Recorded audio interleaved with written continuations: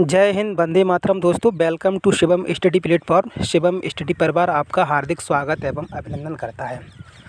दोस्तों, आज की वीडियो में हम आप लोगों को जो हम सीटेट का प्रैक्टिस सेट करा रहे हैं, सीटेट का एग्ज़ाम जो दिसंबर 2024 में होने के लिए जा रहा है, तो उसी को मद्देनज़र रखते हुए हम आप लोगों को जो प्रीवियस ईयर क्वेश्चन है, तो उन क्वेश्चनों को हम आप लोगों को करा रहे हैं। जैसा कि हम आप लोगों को बता दें कि हमने अभी तक हमारा एक तो हिंदी का प्रैक्टिस सेट चल रहा है और ईवीएस का चल रहा है और साइकोलॉजी की चल रहा है। तो साइकोलॉजी की हमने 8 क्लासें ले ली हैं प्रैक्टिस सेट की, और आज ये साइकोलॉजी की हमारी 9वीं क्लास है।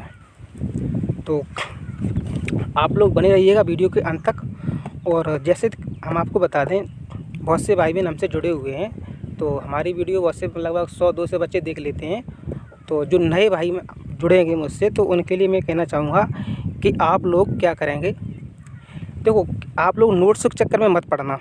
सीटेट अगर आपको निकालना है तो आप लोग नोट्सों के चक्कर में मत पड़ना। अगर नोट्सों के चक्कर में पड़ गए तो आप सीटेट एग्ज़ाम निकाल नहीं पाओगे, क्योंकि जो सीटेट है तो वो प्रीवियस ईयर क्वेश्चन ही पूछता है। तो आप लोग क्या करना, यूथ के प्रैक्टिस सेट लेके आना। 5 आएंगे यूथ के, तो वही प्रैक्टिस सेट आप लोग घर पे आके लगाना और हमारी क्लास में आप लोग उसका रिवीजन करना, ठीक है।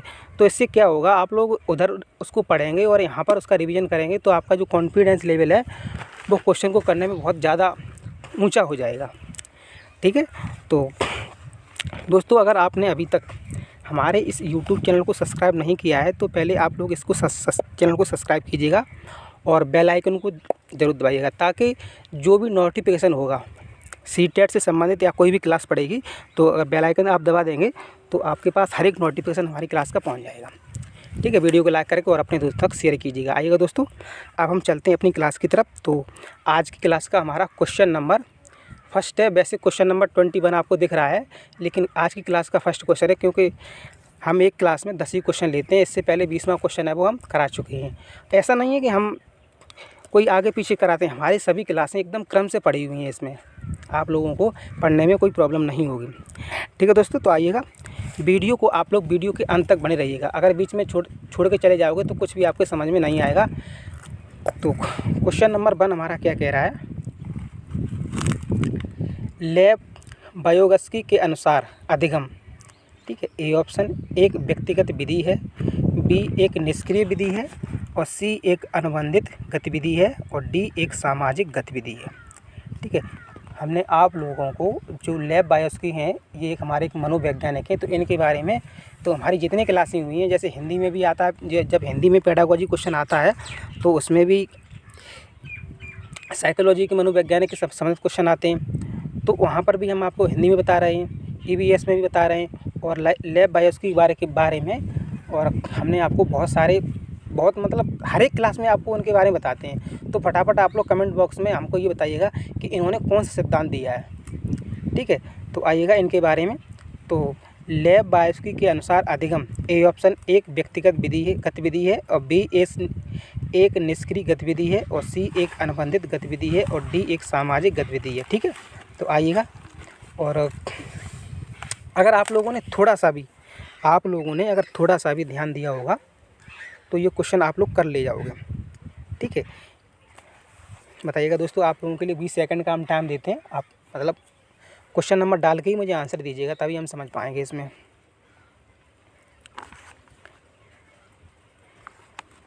ठीक है। तो इनका एक सिद्धांत था सामाजिक अधिगम का सिद्धांत, किसका, लैब बायोगस्की का। तो देखो यहाँ पर जो सामाजिक जहाँ पर भी लिखा हो वही हमारा आंसर हो जाएगा। तो क्वेश्चन नंबर 21 का डी हमारा आंसर सही हो जाएगा, ठीक है।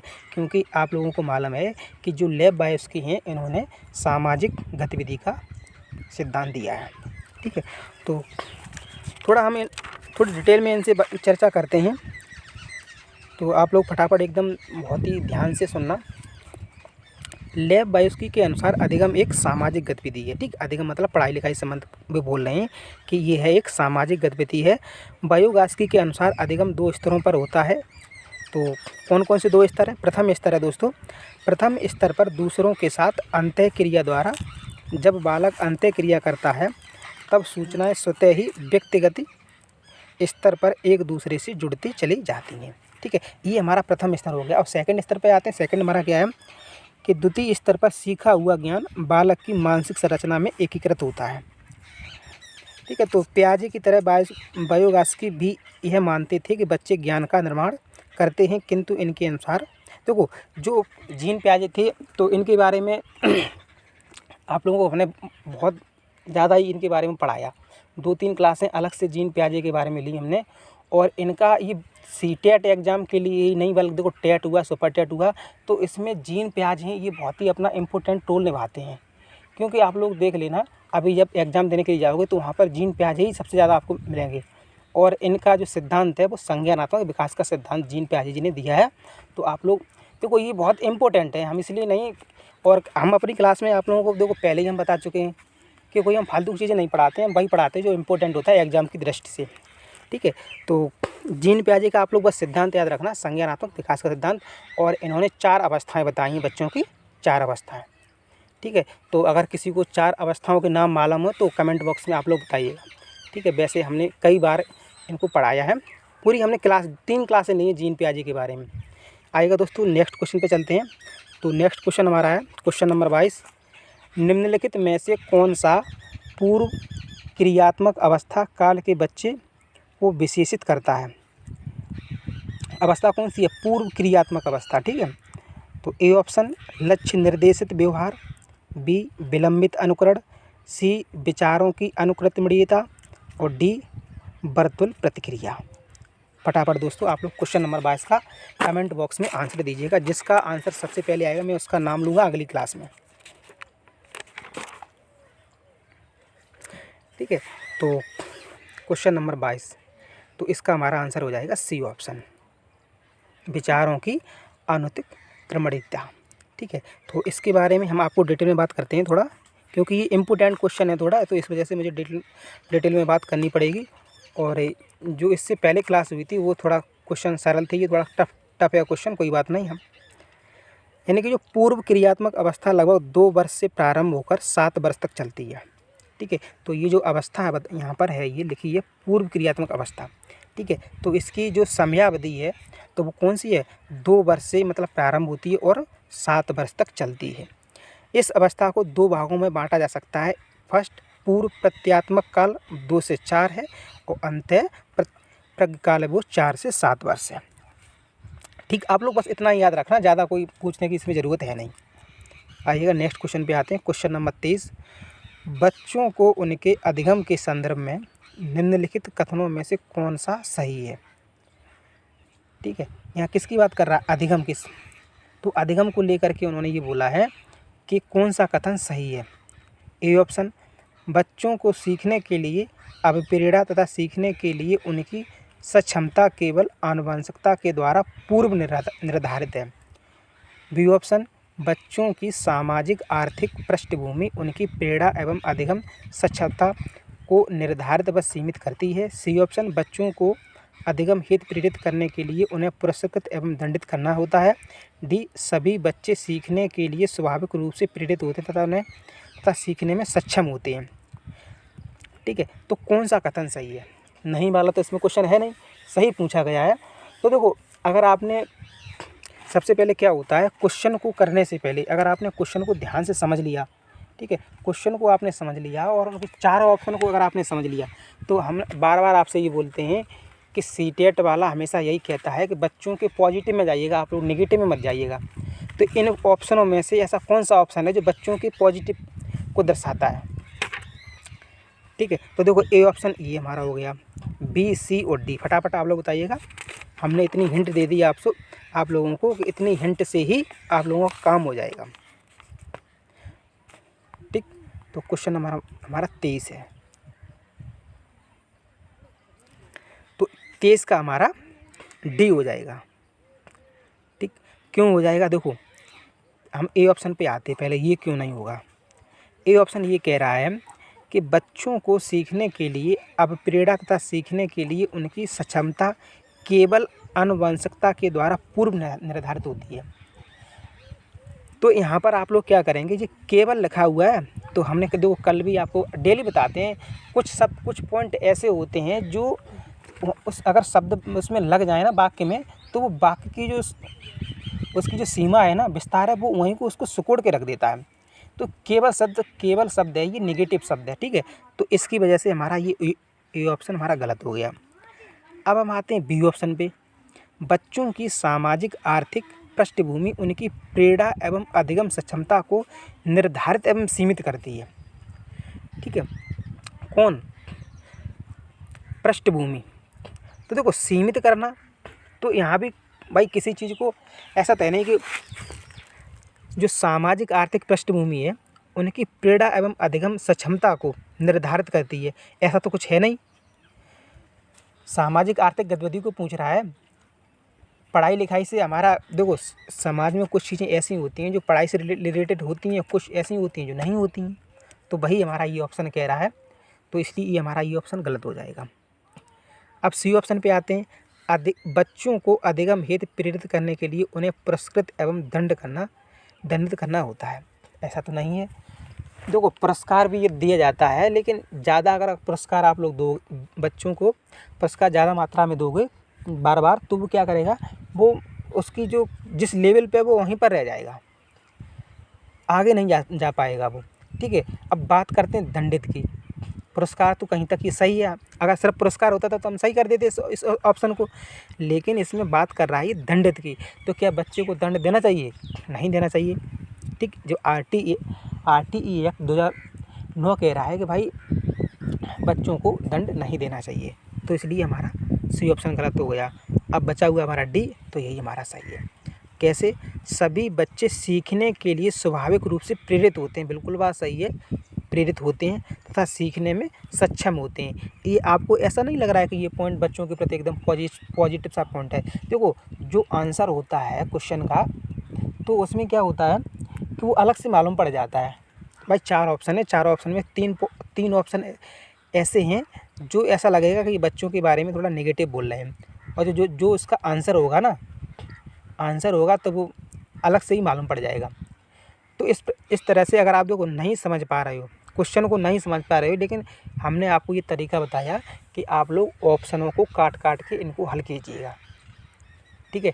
अगर कोई क्वेश्चन नेगेटिव ही वाला पूछ रहा है तो 3 ऑप्शन उसमें पॉजिटिव होंगे जो बच्चों के प्रति होंगे, और एक होगा जो बच्चों की अलग मतलब नेगेटिव, उनके बारे में नेगेटिव बोल रहा हो एक ऑप्शन, तो वही हमारा आंसर हो जाएगा। लेकिन ये हमारा पॉजिटिव वाला नेगेटिव वाला नहीं है, ठीक है।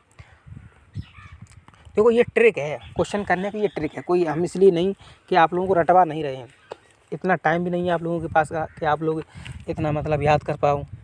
और नोट्सों के जो चक्कर में पड़े उनको देख लेना, जब एग्ज़ाम दे कर के आप लोग आओगे और रिजल्ट निकले तब आप लोग देख लेना, जो नोट्सों के चक्कर में पड़े हैं उनको देख लेना। और आप डायरेक्ट देखो, जो क्वेश्चन एग्ज़ाम में आते हैं आप डायरेक्ट आप लोगों को हम वही क्वेश्चन करा रहे हैं। क्वेश्चन नंबर 24 पे आते हैं। तो क्वेश्चन नंबर 24 हमारा क्या कह रहा है? चालक विकास की दर में व्यक्तिगत विविधताएं होती हैं, फिर भी चालक विकास का क्रम डैश से डैश तक है। ए ऑप्शन अधोगामी शीर्षगामी। बी अब स्थूल मतलब, या स्थूल को हम अपरिष्कृत बोलते हैं, चालक विकास परिष्कृत सूक्ष्म चालक विकास। सी परिष्कृत सूक्ष्म चालक विकास अपरिष्कृत सूक्ष्म चालक विकास। और डी शीर्षगामी और अधोगामी। क्वेश्चन थोड़ा टफ है, कोई बात नहीं। क्वेश्चन नंबर 24, तो इसका हमारा बी ऑप्शन सही हो जाएगा, ठीक। आइएगा नेक्स्ट क्वेश्चन पे आते हैं। क्वेश्चन नंबर 25, वह अवधि जो वयस्कता के संक्रमण की पहल करती है उसे क्या कहते हैं? ठीक है, तो अगर आप लोगों ने हमारी लगभग हमने 3 या 4 क्लासें बनाई हैं अवस्थाओं से संबंधित, तो शैशवावस्था, बाल्यावस्था और किशोरावस्था, ठीक है। तो उन्हीं अवस्थाओं से ये क्वेश्चन रखा हुआ है। तो ऐसा नहीं है कि शैशवावस्था के, देखो शैशवावस्था के अंतर्गत भी अवस्थाएं होती हैं, और बाल्या में जाएंगे तो उसमें भी उसकी 3 होती हैं, और किशोरा में भी 3 होती हैं, ठीक है। तो वो उन्हीं अंदर से ये क्वेश्चन पूछा गया है, बाहर से नहीं रखा हुआ है, ठीक है। अगर आप लोगों ने हमारी वो अवस्थाएं आप लोगों ने अगर पढ़ी हैं, हम उस दिन भी हमने आपसे बोला था क्वेश्चन मतलब अवस्थाओं से आते हैं, एक जीन प्याजी और अवस्थाएं, इसलिए हमने क्या किया कि इनकी अलग से क्लासें ले दी हैं। ठीक है, तो आप लोग वो क्लासें ज़रूर लीजिएगा अवस्थाओं वाली।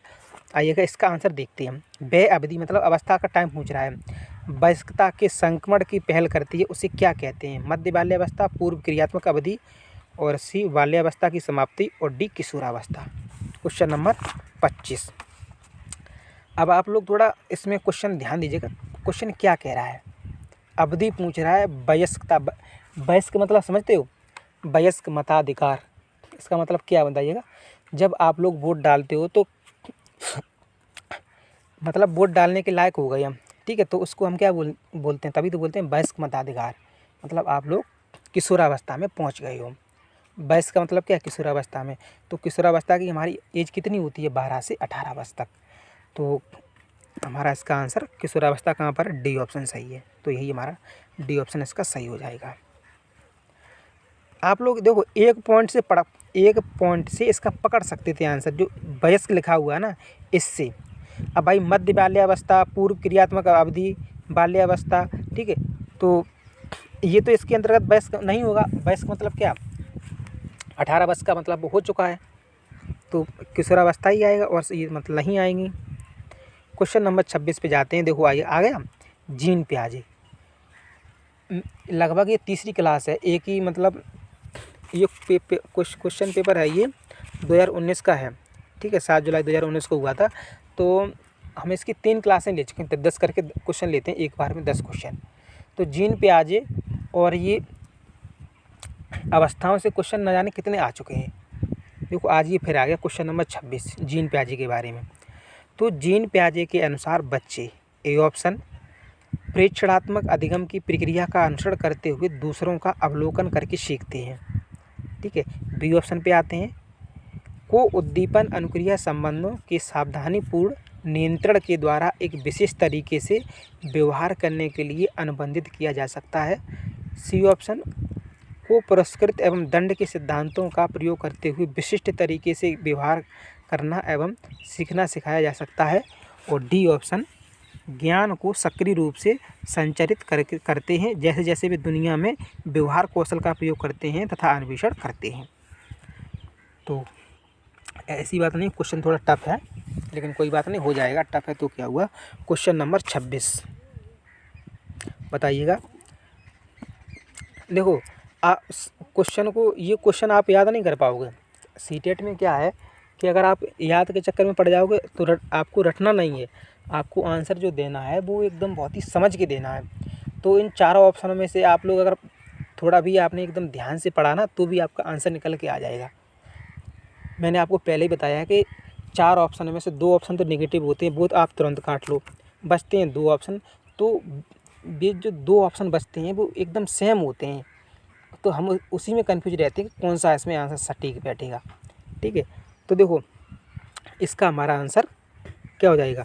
देखो डी ऑप्शन आपको नहीं सही लग रहा है। ज्ञान को सक्रिय रूप से, मैंने कहा ना, अगर सक्रिय शब्द आ जाए, संदर्भ शब्द आ जाए, तो वो ऑप्शन आप लोग सही कर देना, क्योंकि ये बच्चों के पॉजिटिव पॉइंट हैं, ठीक है। तो ज्ञान को सक्रिय रूप से संचित करते हैं कौन, बच्चे।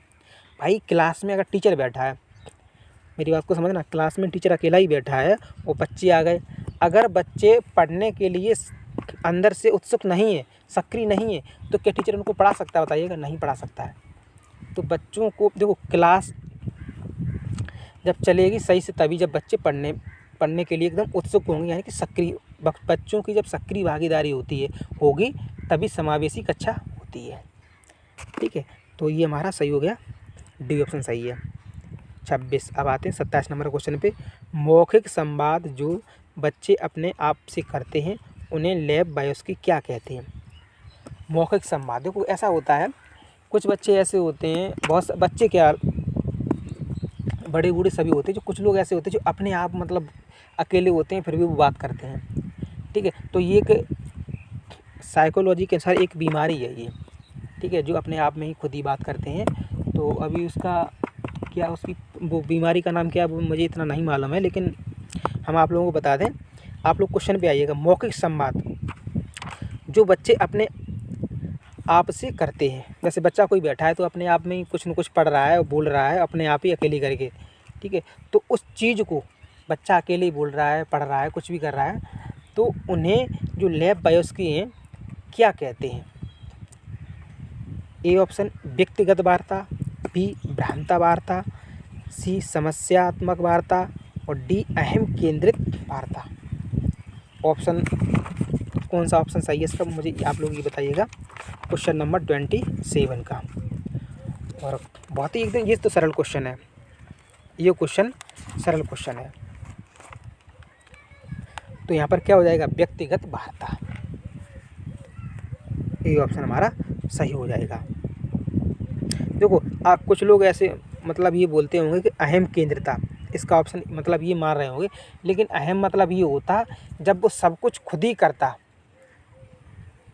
अपने लिए ही सोचता सब कुछ ही, ठीक है। तो अहम केंद्र तब आता है जैसे कोई खिलौना है, खिलौना अगर बच्चे से आप लोग, छोटा बच्चा है उससे अगर खिलौना आप लोग उससे ले लोगे तो वो रोने लगेगा, तो वो क्या, तब वो हो जाएगा अहम केंद्रता के अंतर्गत, ठीक है।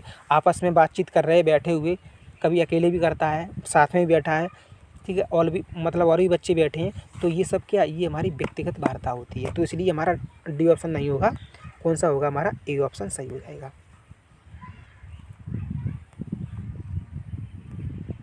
व्यक्तिगत वार्ता। अब हम आते हैं क्वेश्चन नंबर 28 पे। तो क्वेश्चन नंबर 28 हमारा क्या कह रहा है? खिलौने, पहनावे की वस्तुएं, घरेलू सामग्रियां, व्यवसाय एवं रंगों को विशिष्ट लिंग के साथ संबंधित करना क्या प्रदर्शित करता है? क्वेश्चन को एक बार फिर से आप लोग पढ़ना। खिलौने हैं, पहनावे हैं, पहनावे की जो वस्तुएं हैं, घरेलू सामग्रियां, व्यवसाय एवं रंगों को विशिष्ट लिंग के साथ, किसके साथ? विशिष्ट लिंग के साथ संबंधित करना क्या प्रदर्शित करता है? ए ऑप्शन जेंडर रूढ़िवादिता, बी जेंडर सिद्धांत, सी जेंडर प्रासंगिकता और डी विकसित जेंडर पहचान। क्वेश्चन नंबर 28 का आप लोग इस जवाब दीजिएगा। क्वेश्चन नंबर 28 तो वही क्वेश्चन है, मैंने बोला ना जेंडर से संबंधित वो क्वेश्चन घुमा फिरा के पूछेगा, लेकिन आपका आंसर जेंडर रूढ़िवादिता ही रहेगा। क्वेश्चन वो चाहे कैसे भी घुमा फिरा के पूछे, ठीक है। तो इसका हमारा आंसर हो जाएगा ए। इसमें कोई ज़्यादा समझाने की ज़रूरत है नहीं। 29 नंबर क्वेश्चन पे आते हैं। एक प्रारंभिक कक्षा कक्ष में एक बच्ची अपने साथ जो अनुभव लाती है, एक प्रारंभिक कक्षा कक्ष में एक बच्ची अपने साथ जो अनुभव लाती है, ए ऑप्शन उसकी उपेक्षा करना चाहिए, बी उन पर ध्यान नहीं देना चाहिए, सी उन्हें शामिल कर उनका संचय करना चाहिए और डी उन्हें अस्वीकार करना चाहिए, ठीक है। तो इस क्वेश्चन में आप लोग क्या करना, बस नेगेटिव पॉइंटों को दूर करते हैं और जो पॉजिटिव बचेगा भाई हमारा आंसर है।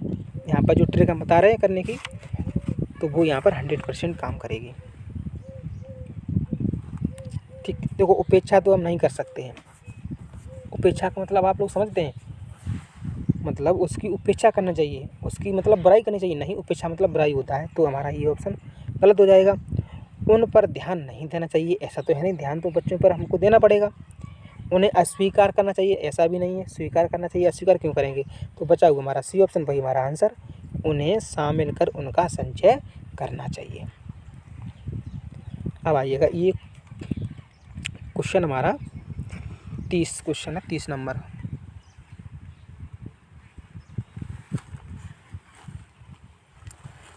एक बच्चा तर्क प्रस्तुत करता है, एक बच्चा तर्क प्रस्तुत करता है कि हिंज को दवाई की चोरी नहीं करनी चाहिए। वह दवाई जो उसकी पत्नी की जान बचाने के लिए ज़रूरी है, क्योंकि यदि वह ऐसा करता तो उसे पकड़ा जाएगा और जेल भेज दिया जाएगा। कोलबर्ग के अनुसार वह बच्चा नैतिक समझ की किस अवस्था के अंतर्गत आता है? आप लोगों को बता दें कि आप लोगों ने अगर हिंज की कहानी नहीं सुनी है, ठीक है, तो ये क्वेश्चन है हिंज से संबंधित। किससे? हिंज से। तो ये कहानी तो खैर बहुत बड़ी है, वो तो हम कहानी आप लोगों को नहीं बताएंगे, लेकिन आप लोग ये क्वेश्चन आप लोग इसको समझो और ए ऑप्शन है इसका सामाजिक क्रम नियंत्रित अभिविन्यास, बी है दंड एवं आज्ञा पालन अभिविन्यास, सी है सार्वभौम नैतिक सिद्धांत अभिविन्यास और डी है यांत्रिक उद्देश्य अभिविन्यास। Question number 30। ठीक है, तो इसका तो आप लोगों को क्वेश्चन में ही वो दवाई क्यों नहीं चुरा रहा है, या दवाई उसने चुरा ली तो डर तो उसे भी लग रहा है भाई दूसरे की, तुम कोई चीज़ को चुराओगे तो आपको दंड नहीं मिल सकता है क्या? बिल्कुल मिल सकता है। ठीक है, तो भाई हमारा बी ऑप्शन इसका सही हो जाएगा, दंड एवं आज्ञा पालन अभिविन्यास। यदि कोई बच्चा तर्क प्रस्तुत करता है कि हिंज को दवाई की चोरी नहीं करनी चाहिए, वह दवाई जो उसकी पत्नी की जान बचाने के लिए ज़रूरी है, क्योंकि यदि वह ऐसा करता है तो उसे पकड़ा जाएगा और जेल भेज दिया जाएगा। ठीक है, तो भाई दंड वाली बात आ गई ना इस वजह से। ठीक, तो ये हमारा क्वेश्चन नंबर 30। तो आज क्लास का ये लास्ट क्वेश्चन था हमारा, तो दंड एवं आज्ञा पालन अभिविन्यास हमारा आंसर सही हो जाएगा। तो आज की वीडियो बस इतना ही, और मिलते हैं नेक्स्ट वीडियो में। अगर अभी तक आप लोगों ने हमारे इस चैनल को सब्सक्राइब नहीं किया है तो आप लोग चैनल को सब्सक्राइब कीजिएगा, वीडियो को लाइक करके अपने दोस्तों तक शेयर कीजिएगा। तो love you guys, thank you for watching this video.